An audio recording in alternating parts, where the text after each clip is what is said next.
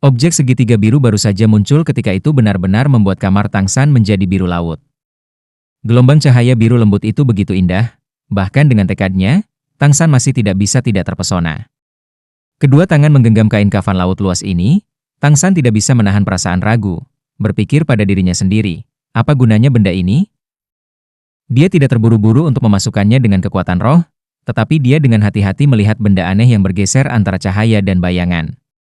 Selain itu, dia dengan hati-hati melepaskan kekuatan spiritualnya, menjelajah ke dalam.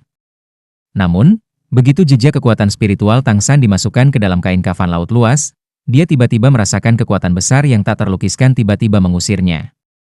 Seluruh tubuhnya segera jatuh ke belakang memegang kain kafan laut luas. Pikirannya adalah ruang kosong. Di saat-saat terakhir kesadarannya, dia merasakan sesuatu menghantam kepalanya. Jika kekuatan spiritual Tang San bisa disebut tangguh, maka energi spiritual yang dikaitkan dengan kekuatan spiritualnya yang ditemui di dalam kain kafan kosmik laut luas tidak terbatas. Itu pada dasarnya bukan kuantitas yang bisa ditolak. Untungnya dia hanya menanamkan kekuatan spiritual untuk waktu yang sangat singkat. Lebih lanjut menambahkan itu adalah kekuatan spiritualnya sendiri yang sangat stabil dan bantuan pikiran yang memadatkan tulang tengkorak. Jika tidak, serangan balik dari kain kafan laut luas barusan sudah cukup untuk melukai jiwanya. Benda yang menabrak kepala Tang San adalah kain kafan kosmik laut luas. Sudut tajam menghantam lubang kecil di dahi Tang San. Bahwa itu bisa membuka tingkat daya tahan kulit Tang San menunjukkan betapa tajam sudut itu. Tentu saja, ketika menabrak Tang San, itu memancarkan cahaya biru aneh yang membuat pertahanan Tang San kehilangan efek. Dengan cara ini ia bisa berhasil membelah kulitnya. Darah mengalir, kain kafan laut luas itu berputar sekali, menempel rata pada luka di dahi Tang San, seolah hidup. Dan saat darah Tang San terus mengalir ke dalamnya, gelombang cahaya yang awalnya biru berangsur-angsur berubah menjadi merah.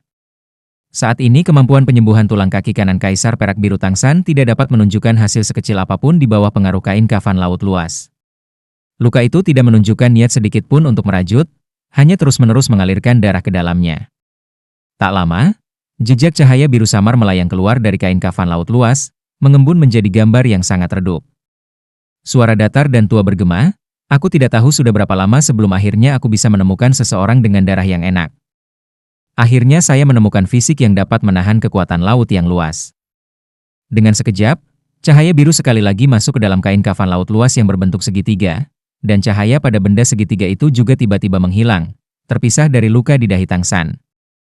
Berputar sekali, itu pertama memantul di bahu Tang San, lalu jatuh di sepanjang lengannya untuk mendarat di telapak tangannya.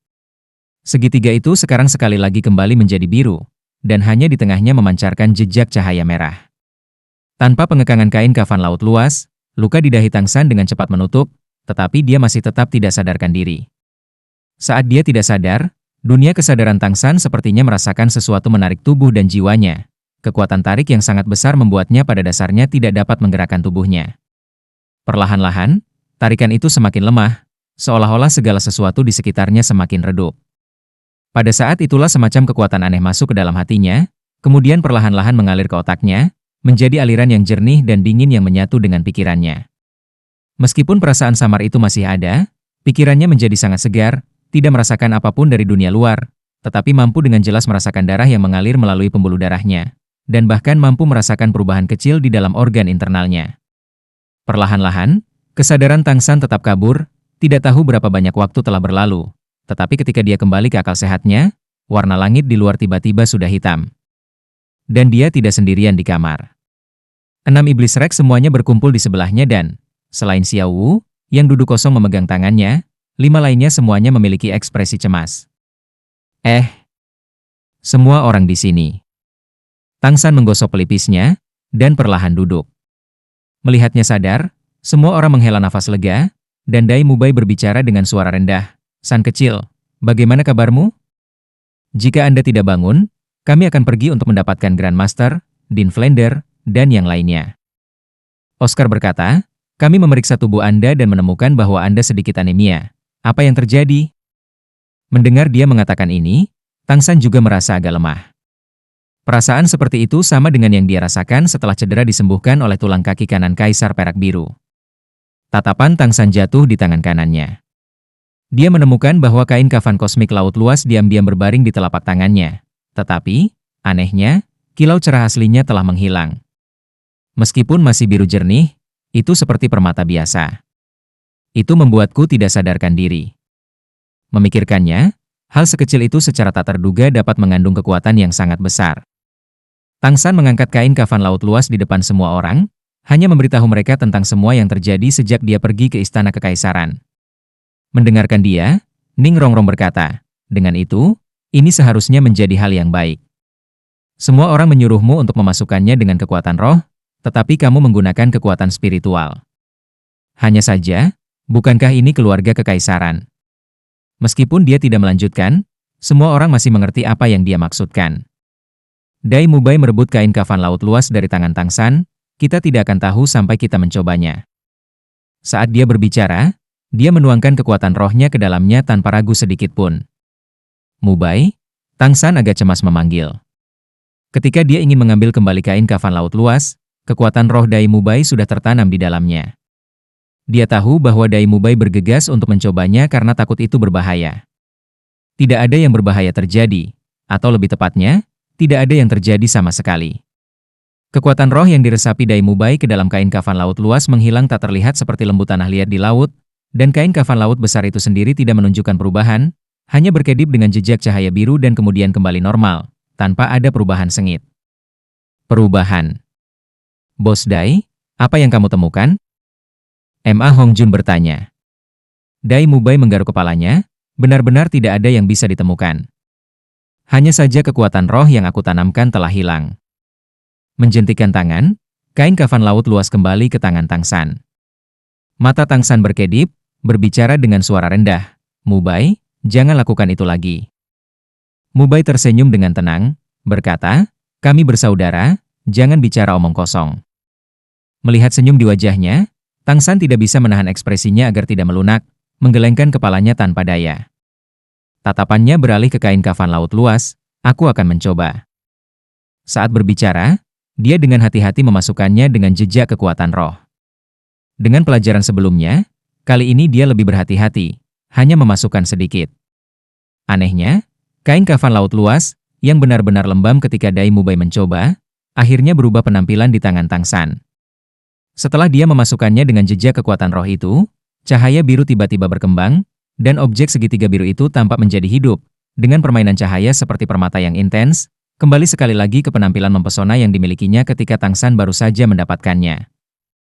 Cahaya biru bergelombang dan bergelombang di dalam ruangan seperti gelombang, garis demi garis pola aneh muncul di permukaannya. Tang San dapat dengan jelas merasakan kehausan kain kafan laut luas akan kekuatan rohnya, dan secara tidak sadar meningkatkan outputnya. Ekspresi Ning Rongrong berubah, tanpa sadar mundur selangkah, matanya yang indah menunjukkan keterkejutan yang luar biasa, karena dia menemukan bahwa benda segitiga kecil ini tiba-tiba memberinya dorongan untuk bersujud. Itu adalah semangatnya yang bergetar. Dengan pagoda ubin 9 harta karun tingkat pertama, untuk benar-benar memiliki keinginan untuk berlutut, apa benda ini? Pagoda ubin 9 harta karun Ning Rongrong bukan hanya roh tipe pendukung. Jika itu diklasifikasikan, itu juga akan menjadi tingkat teratas di antara roh kelas harta karun. Ini juga merupakan alasan penting mengapa dia bisa menemukan biji tingkat atas di kota Gengsin. Tapi perasaan yang diberikan oleh kain kafan laut luas ini padanya sekarang sangat mencengangkan. Jika pagoda ubin 9 harta karun dapat digambarkan sebagai pagoda di dalam dunia harta karun, maka kain kafan laut luas di hadapannya ini seperti gunung yang sangat besar. Saat ini semua orang tertarik oleh cahaya menyilaukan dari kain kafan laut luas, dan tidak ada yang memperhatikan reaksi Ning Rongrong. Seiring dengan kekuatan roh Tang San yang terus mengalir ke dalam, cahaya biru semakin kaya. Di dalam cahaya yang memancar, benda segitiga biru itu perlahan melayang dari telapak tangannya. Itu berhenti ketika melayang di depannya, dan perlahan berputar tak terkendali. Sama seperti Tang San bertanya-tanya mengapa, tiba-tiba, dia melihat seberkas cahaya merah di dalam kain kafan laut luas. Segera setelah itu, aliran cahaya biru melesat ke ruang di antara alisnya. Tang San hanya merasakan seluruh tubuhnya bergetar, karena sejumlah besar informasi mengalir ke otaknya melalui tautan spiritual.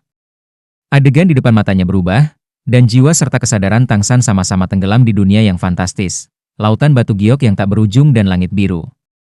Di bawah kakinya adalah laut yang bergelombang, dan di atas kepalanya ada langit biru yang tak berawan. Perasaan seperti itu menembus tubuh dan pikirannya menghasilkan dalam dirinya rasa haus yang tak ada habisnya. Perasaan lemah sebelumnya benar-benar dilenyapkan dalam sekejap ini. Jejak demi jejak informasi yang berbeda ditransmisikan ke otaknya, setiap bagian sangat jelas. Kain kafan laut luas yang berbentuk segitiga terus-menerus berubah di tengah informasi ini, mengungkapkan semua jenis kegunaan yang cerdas. Metode untuk menggunakannya juga dengan mudah terpatri di benak Tang San, ada selamanya bersama dengan rohnya tanpa perlu dihafal. Shrek Seven Devils lainnya semua dengan gugup menyaksikan Tang San. Seiring dengan garis cahaya biru yang mengalir ke titik di antara alis Tang San dari kain kafan laut luas, tubuh Tang San sedikit bergetar sebelum kembali normal. Tapi segera setelah itu, seluruh tubuhnya diselimuti lapisan cahaya biru yang menyilaukan, dan juga perlahan melayang dari lantai, seperti kain kafan laut luas itu sendiri. Tangan kiri terangkat secara alami dan anggun, kain kafan laut luas itu dengan ringan jatuh ke telapak tangan Tang San, berputar dan berputar. Dengan setiap belokan, cahaya biru di sekitar Tang San akan menjadi sedikit lebih intens. Paling berkembang dengan cahaya adalah kepala, punggung, kaki kanan dan lengan kanannya. Keempat lokasi ini persis di mana dia memiliki tulang roh. Di antara 6 iblis Shrek, selain Xiao Wu yang menatap kosong ke arah Tang San, 5 lainnya tanpa sadar membentuk lingkaran dengan Tang San di tengah. Mereka dapat merasakan bahwa Tang San baru saja mengalami perubahan yang aneh, dan meskipun mereka tidak tahu apa, mereka dapat merasakan bahwa itu sebenarnya tidak berbahaya, melainkan semacam perubahan yang bermanfaat. Lingkaran demi lingkaran cahaya biru terus-menerus membeku di sekitar Tang San, membuat seluruh tubuhnya menjadi biru. Cahaya biru berdenyut di mata Tang San, tetapi berbeda dari cahaya yang biasanya ditembakkan oleh mata setan ungu, cahaya ini tampak berkilauan dan kristal, segera menyebar ke seluruh tubuhnya. Waktu berlalu detik demi detik.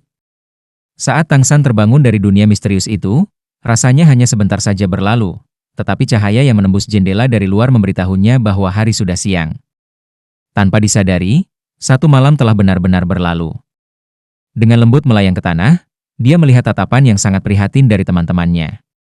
Tang San tidak bisa menahan diri untuk tidak menghela nafas. Kali ini, hadiah yang diberikan Heaven Dou Empire kepadaku bahkan terlalu berat. Ma Hongjun mau tidak mau bertanya, "Kakak ketiga, benda apa ini?" Tang San memeluk Xiao Wu yang sedang tidur tidak jauh darinya, sambil berkata, "Ayo pergi, aku akan memberimu demonstrasi di luar." Xiao Wu membuka matanya yang mabuk karena tidur. Ketika dia melihat bahwa dia dipegang oleh Tang San, dia menyandarkan kepalanya di dadanya dan kembali tidur. Meninggalkan kabin kayu ke halaman di luar, mata Tang San bersinar dengan cahaya biru. Kain kafan kosmik laut besar itu terbang tanpa penyangga, melayang di depannya dan bergerak maju seperti yang dia lakukan. Tanpa diduga tidak perlu memegangnya dengan tangannya. Berdiri diam, Tang San berkata, "Meskipun aku tidak tahu mengapa kekuatan roh Mubai tidak bekerja, sekarang aku seharusnya sudah memahami cara menggunakannya." Menyebutnya sebagai alat ilahi sama sekali tidak berlebihan. Jika 8 harta karun Wishful Soft Armor Senior Low Gao yang ditempa dapat disebut alat ilahi, maka benda ini harus menjadi alat ilahi. Saat berbicara, cahaya biru di mata Tang San tiba-tiba meningkat. Di titik di antara alisnya, pola segitiga biru lembut muncul. Kain kafan kosmik laut besar terbang, naik ke ketinggian 5 meter dalam sekejap mata. Di bawah tatapan heran semua orang, itu dengan cepat berkembang, tumbuh 100 kali lipat dalam sekejap. Itu jatuh dari langit dengan kilatan cahaya biru, menyelimuti semua 7 iblis Shrek di dalamnya. Lingkungan menjadi dunia biru, tetapi mereka masih bisa melihat dengan jelas segala sesuatu di luar, sama seperti semua orang diselimuti penghalang segitiga.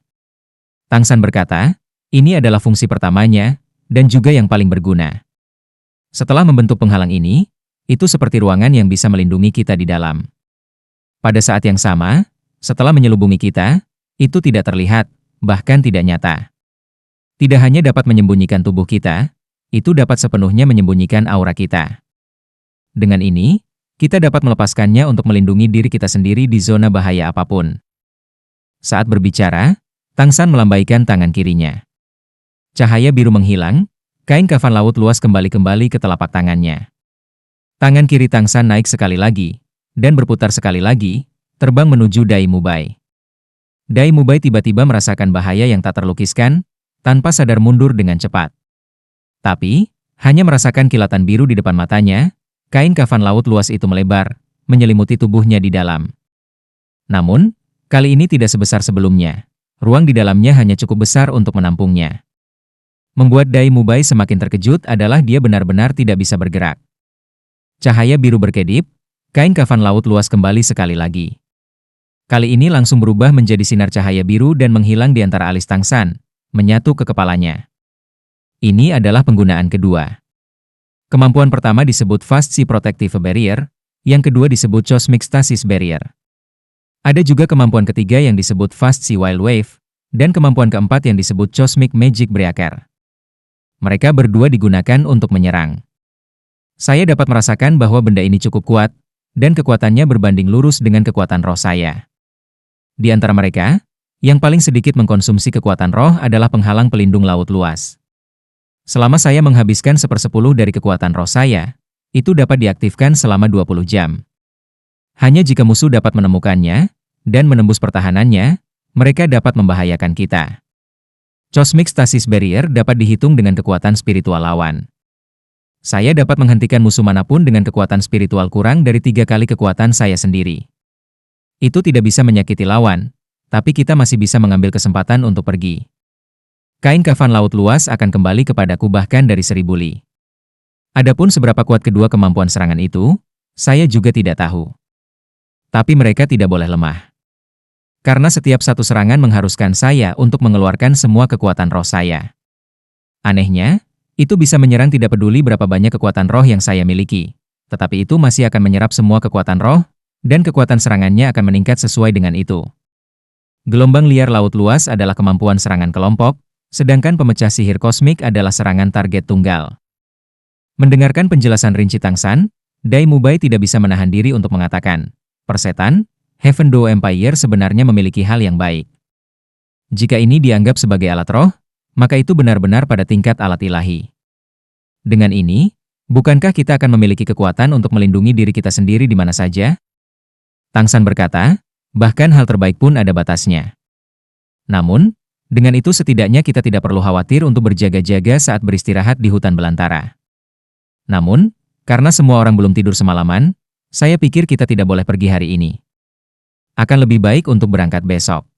Dai Mubai berkata, tidak masalah, kita akan pergi hari ini. Jangan tunda. Grandmaster menemukan kami kereta besar, semua orang bisa beristirahat di sana. Kita semua adalah Spirit Masters, apa artinya kurang tidur? Semua orang mengangguk sedikit. Sepertinya mereka semua agak tidak sabar. Tang San benar-benar bisa memahami suasana hati semua orang saat ini. Dengan satu pertarungan melawan Sword Do Luo, pemahaman tentang tekanan yang diberikan membuat mereka semua sangat menyadari pentingnya pertempuran dan tekanan untuk peningkatan kekuatan. Sekarang mereka juga memiliki kain kafan laut luas, sehingga tingkat bahaya Pulau Dewa Laut telah sangat menurun. Baik. Kalau begitu kita akan segera berangkat. Grandmaster sudah lama menyiapkan kereta untuk mereka. Bukan hanya guru Akademi Shrek yang datang untuk mengantar mereka. Ning Fengzi, Pedang Do Luo, Bone Do Luo, dan para tetua sekte Tang semuanya diundang oleh Grandmaster. Secara pribadi memuat 7 iblis Shrek dan Bai Chen Xiang ke kereta. Semua yang mereka butuhkan sudah disimpan di alat roh semua orang. Ketika waktu untuk pergi akhirnya tiba, sulit untuk menghindari keengganan untuk berpisah. Bahkan Grandmaster memperingatkan Tang San berulang kali. Dan hampir semua yang dikatakan semua orang adalah tentang memberi perhatian paling besar pada keselamatan mereka sendiri. Perpisahan selalu menyedihkan, dan dalam perjalanan ini mereka bahkan tidak tahu berapa lama mereka akan pergi. Bai Chen Xiang menangis dalam pelukan kakeknya untuk waktu yang lama, tetapi Bai He membawanya ke Ma Hongjun, berulang kali memperingatkannya untuk melindunginya dengan baik. Ma Hongjun setuju dengan serius, dan saat ini Bai Chen Xiang tidak punya cara untuk berdebat dengan kakeknya. Sejak kecil, ini masih pertama kalinya dia meninggalkan rumah. Meskipun dia selalu sangat bersemangat sebelumnya, ketika benar-benar tiba saatnya untuk pergi, keengganan di hatinya masih berubah menjadi kesedihan. Sama berlinang air mata adalah Ning Rongrong, melihat rambut ayahnya yang sudah beruban, dia hanya berhasil naik kereta di bawah penghiburan Ning Fengzi. Kereta ditarik oleh 4 kuda yang kuat, dan Ning Fengzi telah memasok murid sekte sebagai kusir, mengusir mereka keluar dari kota surga Dou. Mengikuti kereta yang berangkat dengan matanya, Ning Fengzi tidak bisa menahan cahaya di matanya sedikit meredup. Hati semua orang sepertinya pergi bersama dengan 7 iblis Shrek. Segera, kereta meninggalkan gerbang barat kota Heaven Dou, mengikuti jalan resmi lurus ke barat. Grandmaster telah menggambar peta terperinci untuk Tang San. Mereka harus naik kereta ke tepi barat benua, ke laut di dalam perbatasan Heaven Dou Empire, lalu naik kapal untuk melakukan perjalanan ke tujuan mereka. Menurut perhitungan Grandmaster, mereka akan membutuhkan waktu sekitar 2 bulan untuk tiba. Keretanya sangat luas, bahkan menampung selusin orang tidak akan menjadi masalah. Tadi malam, selain Xiao Wu dan Bai Chenxiang, yang lain belum tidur. Seiring dengan melankolis kepergian yang perlahan memudar, rasa lelah pun muncul. Dai Mubai bersandar di sisi kereta. Tidur, Zhu Zuqing bersandar di dadanya. Tang San memegang Xiao Wu, membiarkan kepalanya bersandar di bahunya, juga tertidur. Ning Rongrong memegang lengan Oscar, menggunakan bahunya sebagai bantal. Di antara 3 pasangan di sini, mereka sebenarnya yang paling tidak intim. Oscar duduk di sana tampak berperilaku sangat baik, bersandar setengah sadar di kepala Ning Rongrong. Di dalam kereta, satu-satunya yang tidak bisa tidur adalah Bai Chenxiang. Banyak hal besar terus berputar di benaknya. Menjadi pertama kali meninggalkan rumah, dia khawatir tentang hal itu, kehilangan keluarganya, dan juga sedikit gugup dan sangat bersemangat. Dia juga tidur sangat nyenyak tadi malam, jadi bagaimana dia bisa tidur sekarang? Dia duduk sendirian memikirkan semua hal yang ada di pikirannya. Namun, bahkan jika dia tidak tidur, yang di sebelahnya tidak harus tetap terjaga. Yang lain semua tidur sangat nyenyak, tetapi ketika raksasa ini tertidur, dia tanpa sadar mulai mendengkur. Pada awalnya Bai Chenxiang masih bisa menahannya, tetapi orang ini mendengkur semakin keras. Tubuhnya yang gemuk bergoyang sedikit dengan gerakan kereta, dan dari waktu ke waktu bersandar padanya. Bai Chenxiang mendorong Fatih, mendorong kepala yang hendak bersandar di bahunya. Tapi sesaat, mendengkur keras, dia kembali bersandar. Bukan karena Bai Chenxiang tidak berpikir untuk pindah tempat, tetapi meskipun keretanya besar, masih tidak ada ruang kosong. Ada 2 sofa, satu di kedua sisi kereta. Dai Mubai, Zhu Zuqing, Ning Rongrong dan Oscar ada di satu. Ning Rongrong dan Zhu Zuqing sama-sama setengah membungkuk, menempati semua ruang di sana. Dan di sisi mereka, kaki panjang Xiao Wu terbentang di atas sofa, menempati banyak ruang. Fatih duduk dengan tidak benar dan bengkok, dan jika Bai Chenxiang ingin pindah tempat, dia harus pindah ke sisi yang lain. Bai Chenxiang tidak bisa menahan perasaan sedikit menyesal. Apakah salah jika pergi bertualang bersama Shrek Seven Devils kali ini? Semua orang berpasangan, satu-satunya yang masih lajang adalah dia dan si gendut vulgar itu. Bukannya dia juga tidak memikirkan untuk menumbuhkan perasaan antara dia dan Fatih. Bagaimanapun juga, kakeknya sudah setuju untuk menikah, dan yang paling didengarkan Bai Chenxiang di klan adalah Bai He. Namun, setiap kali dia melihat tubuh gemuk Fatih, tidak ada kesan yang baik. Mendengar dia mendengkur sekarang bahkan lebih menjijikan. Tepat pada saat ini, dengan bunyi gedebuk, kereta tampaknya menabrak batu kecil. Seluruh kereta terpental. Yang lain semua bersandar satu sama lain dan tidak terpengaruh. Tetapi Ma Hongjun yang sudah tidur duduk tanpa bersandar ke kiri atau ke kanan. Dengan sentakan ini, tubuhnya yang besar segera menekan ke arah Bai Chenxiang. Anda? Bai Chenxiang dengan paksa mendorong Fatih. Dia tidak berani bersuara keras karena takut dia akan membangunkan yang lain, dan hanya bisa menahannya dan memanggilnya untuk segera bangun. Bai Chenxiang adalah master roh kecepatan murni. Dan karena itu, selain kecepatan dan penerbangannya, dia tidak berbeda dari gadis-gadis biasa di daerah lain. Dan berat Ma Hongjun telah lama melampaui 100 kg, dan dengan kereta yang gemetar dia segera tidak bisa bertahan. Dia juga tidak bisa menyingkir. Jika dia menghindar, Ma Hongjun akan menekan kaki Xiao Wu. Apa yang bisa dilakukan? Bai Chenxiang sedikit cemas. Tepat pada saat ini, dia melihat lengan lembek Ma Hongjun menjuntai di depannya. Hatinya berkedut, dan dia menggigitnya melalui pakaiannya.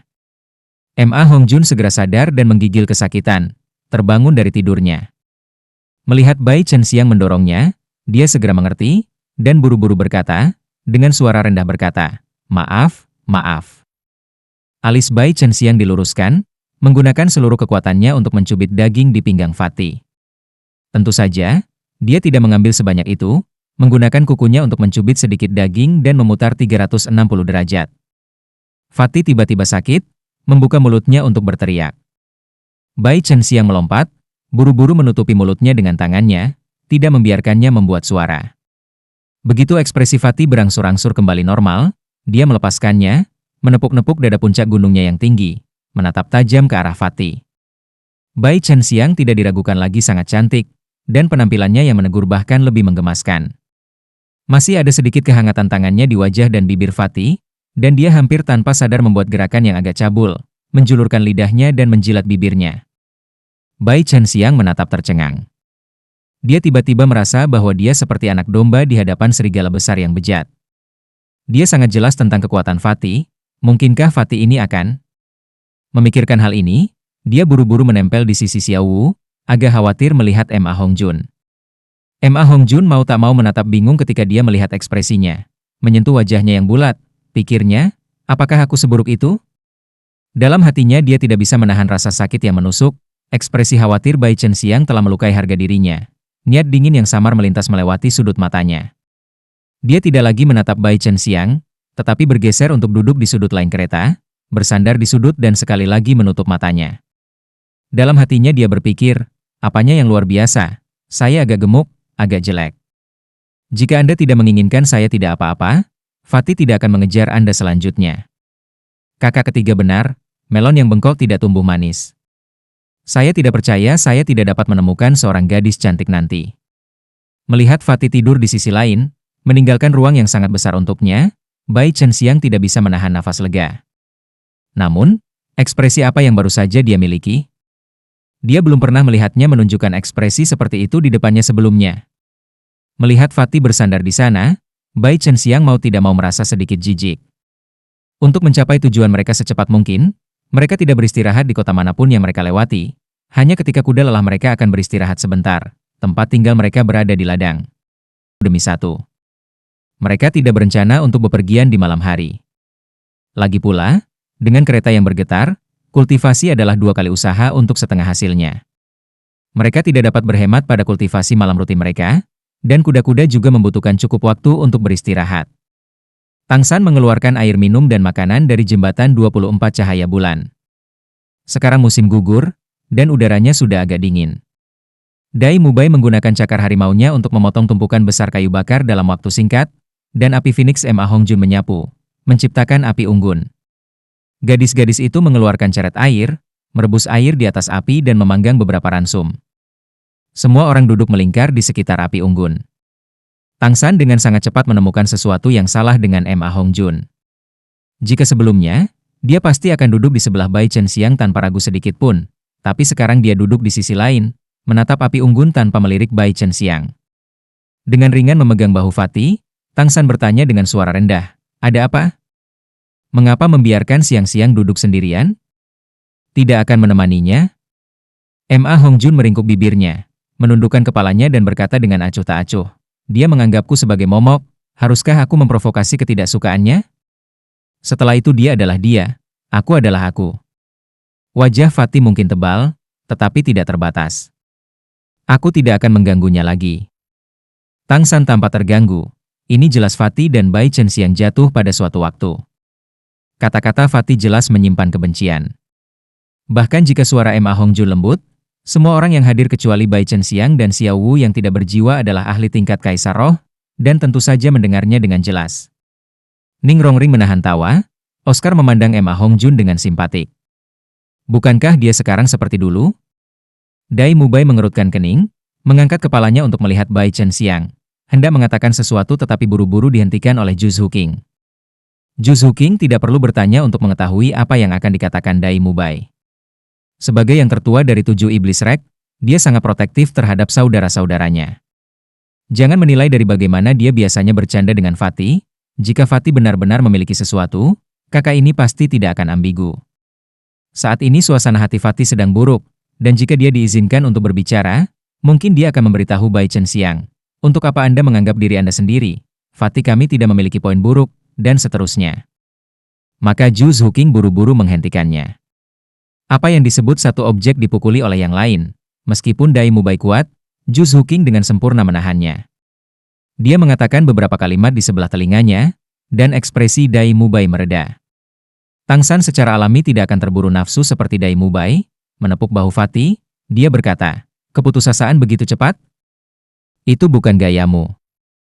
Sekarang Oscar juga berjalan, duduk di sisi lain Fatih, menyerahkan salah satu sosis pemulihannya. "Gemuk, ini adalah perjalanan, bagaimana kamu bisa menyebabkan perselisihan sejak awal?" Fatih sepertinya melampiaskan dengan menggigit sosis Oscar dengan keras, menonton Oscar tidak bisa menahan punggungnya dari menggigil. "Persetan denganku? Keluhan apa yang dimiliki sosisku denganmu?" Ma Hongjun tersenyum kecut. Baiklah, tidak perlu disebutkan. Saya akan memikirkan sesuatu sendiri. Bagaimanapun, aku adalah Phoenix rumah bordil. Begitu kita sampai di kota, aku akan curhat. Ao kecil, apakah kamu mengatakan aku bodoh? Jangan mainkan pria yang jujur. Oscar terdiam.